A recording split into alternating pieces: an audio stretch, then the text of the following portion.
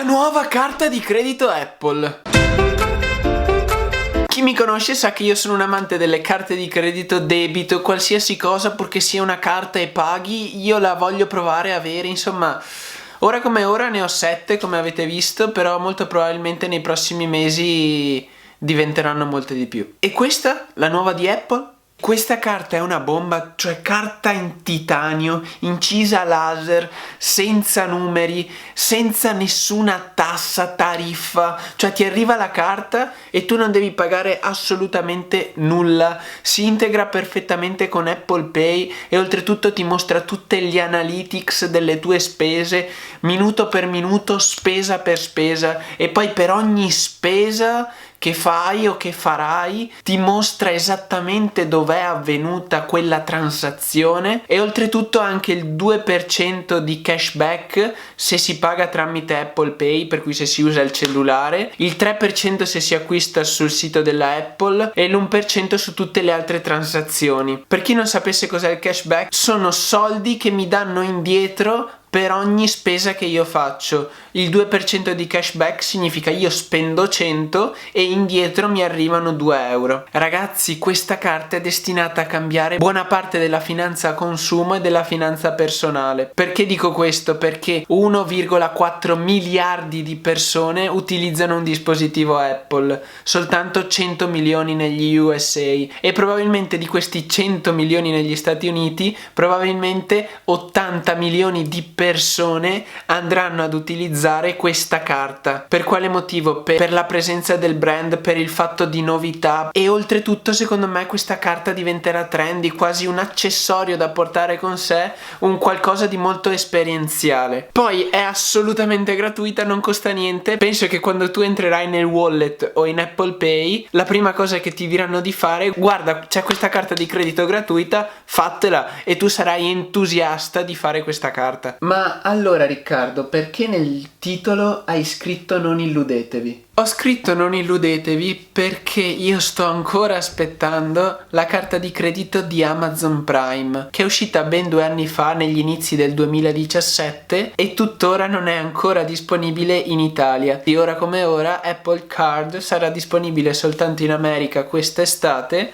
e quando sarà disponibile in Europa e quando sarà disponibile in Italia non lo so, nessuno lo sa, e Apple non ha rilasciato date certe o programmi certi, proprio perché la banca con cui è associata è una banca americana, Goldman Sachs. Poi si può stare qui a parlare della qualità di questa banca. C'è da dire che nel 2007 ha pagato 5,1 miliardi di dollari per risolvere alcuni dei problemi che gli si erano creati a causa della creazione e vendita di questi mutui subprime, che poi, come sapete, hanno provocato la crisi del 2008. Per carità, ogni banca ha avuto i suoi problemi, le cose per la quale è stata indagata, per cui sì, questa cosa è stata storia, però ora passiamo avanti. Il secondo motivo di illusione è che addirittura in America, dove uscirà questa carta, ci sono carte di credito che hanno qualità e rewards, premi migliori della carta che sta per far uscire Apple. Infatti un esempio è che la carta di Amazon ha un rewards del 5% su acquisti fatti su Amazon, che sono ben superiori al 3%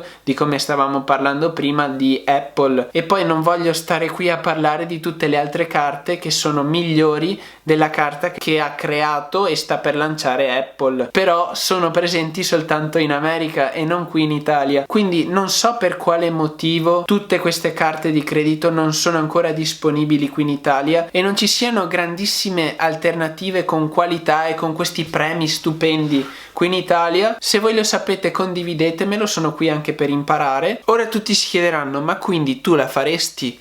Beh, se fosse disponibile in Italia subito la farei immediatamente, e sarebbe anche l'alternativa migliore, perché qui in Italia, ora come ora, a parte certe carte American Express, non ci sono grandissime opportunità e offerte per quel che riguarda le carte di credito e il cashback, i rewards o insomma vie di risparmio attraverso le carte di credito. E oltretutto mi piace tantissimo la gestione unificata degli analytics e di tutti tutti i dati delle spese all'interno di Apple Pay e del wallet, e quindi vedere tutto quello che spendo. Cioè, io già lo faccio con app terze o comunque con il mio foglio Excel organizzato, però devo dire che per una normale persona che non fa gestione del suo budget, questa funzione di vedere i dati delle sue spese può essere molto utile anche per la crescita finanziaria. E oltretutto una cosa che mi piace tantissimo è l'implementazione della sicurezza. Infatti non solo questa carta non ha numeri,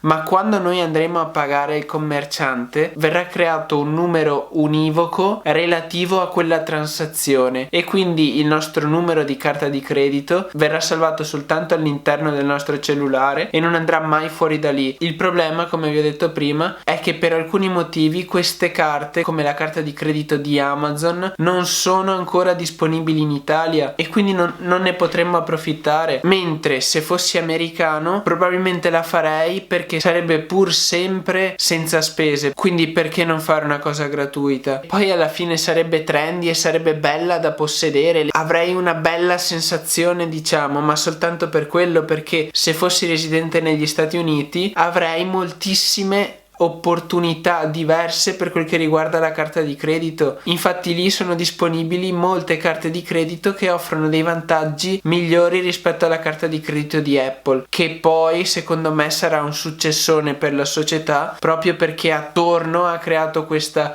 fiducia, questa esperienza, questa sorta di bellezza nel possedere le cose Apple. Ma ovviamente le persone come me sono persone molto di nicchia, che vanno a vedere i piccoli cavilli e i piccoli premi correlati alle carte di credito. Invece se si va a vedere per il target maggiore e il target medio, questa carta sarà perfetta, perché sarà sicuramente migliore alla schifosissima carta di credito che gli viene proposta dalla banca qualsiasi, che magari non ha alcun vantaggio ma solo spese. Voglio finire la mia considerazione dicendo che l'introduzione di questa carta oltretutto mi dà un po' fastidio, perché dicono che è creata da Apple e quindi non da una banca. Sì, ok, sarà pure creata da Apple il pezzo di titanio con l'incisione a laser, ma poi è gestita da una banca, quindi perché dirlo? Cioè, dai! Detto questo, io l'aspetto, spero che esca al più presto in Italia, perché voglio provarla e soprattutto perché voglio approfittare dei suoi vantaggi che ora come ora qui in Italia pochissime, se non nessuna carta di credito offre. Però non c'è qui in Italia, quindi rimango in attesa. Detto questo, iscrivetevi al mio canale se non volete perdervi nessun altro video.